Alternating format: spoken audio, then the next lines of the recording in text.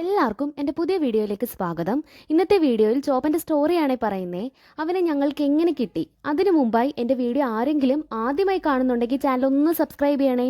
2019 Covid lockdown വരുന്നതിന് മുമ്പായാണ് ഞാൻ ഇവനെ കാണുന്നത്. എല്ലും തോലുമായി ചാവാറായി കിടക്കുന്നതായിരുന്നു ഇവൻ. ഒരു ദിവസം ഇവനെ റോഡിൽ കൂടെ പോയപ്പോൾ ഞാൻ ഇവന് ഫുഡ് കൊടുത്തു. പിന്നെ ആശാൻ വാലുമാട്ടി ഗേറ്റിൻ്റെ മുമ്പിൽ തന്നെ സ്ഥാനം ഉറപ്പിച്ചു. കുറച്ച് ഡേയ്സ് കഴിഞ്ഞ് അവൻ പോകുന്നില്ലെന്ന് കണ്ടപ്പോൾ കയറി വാടാ മക്കളെ, കയറി വാ എന്നും പറഞ്ഞ് ഞാൻ അവനെ വീട്ടിൽ കയറ്റി. ഇനിയാണ് ഇവൻ്റെ ശരിക്കുമുള്ള കഥ തുടങ്ങുന്നത്. ഞങ്ങളുടെ ചോപ്പൻ ശരിക്കും ഒരു വീട്ടിൽ വളർത്തിയ ഒരു നായ്ക്കുട്ടിയാണേ.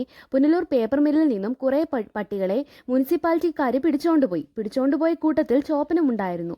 യാദർച്ഛികമായാണ് പേപ്പർ മില്ല് അവിടുത്തെ ഡ്രൈവിംഗ് സ്കൂൾ അധ്യാപകനെ കണ്ടപ്പോൾ ചോപ്പൻ ഓടിച്ചെന്ന് ചാടി ദേഹത്ത് കയറുകയും പുള്ളിയെ വിടുന്നില്ല.